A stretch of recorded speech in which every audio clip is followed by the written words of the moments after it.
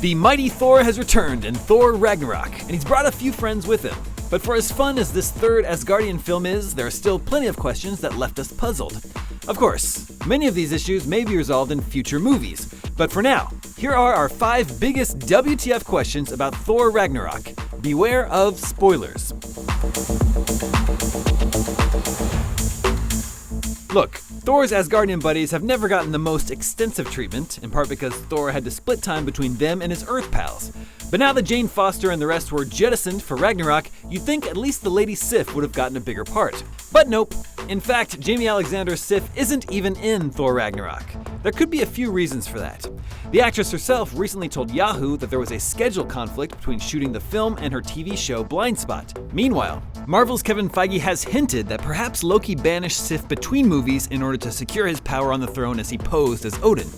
But perhaps the most basic reason for Sif's exclusion in the film is simply that the new warrior goddess character Valkyrie was just too similar to Thor's old girlfriend.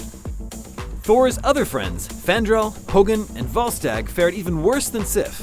The trio known as the Warriors 3, who have long been mainstays in the Thor comics, and who fought by the Odinson side in the previous 2 movies, are very quickly killed off by Cate Blanchett's villain Hela early in Ragnarok.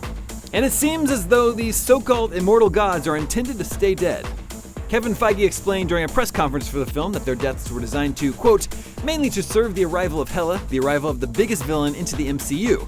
Basically, the filmmakers wanted to set up how powerful Hela was, and the Warriors 3 paid the price. For what it's worth, Feige did add that they had noble ends and that the 3 will be remembered. Okay. If you stuck around for the film's closing credits Easter eggs, you might be wondering who that gigantic spaceship belongs to. Yep, according to Ragnarok director Taika Waititi, that's actually Thanos' ship.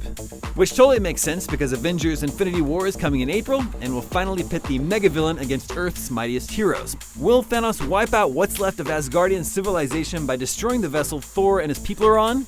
Well, the Infinity War footage shown at Comic-Con and D23 revealed the Guardians of the Galaxy finding Thor floating amidst some kind of cosmic destruction. So it could be. But then again, it seems unlikely that Marvel would really wipe out all of Asgard. Speaking of which, near the end of the film, Thor makes the decision to sacrifice his home in order to defeat Hela. By letting the fire demon Surtur complete the MCU version of Ragnarok, the realm eternal turns out to be not so eternal after all. As with the death of the Warriors 3, this seems to be a pretty definitive end for Asgard. And it tracks with events from the comics too, where in the wake of Ragnarok, Thor rebuilt Asgard in Oklahoma, of all places. Oh, but that Asgard eventually got destroyed too. But as like Thor says in the movie, Asgard's not a place, it's a people.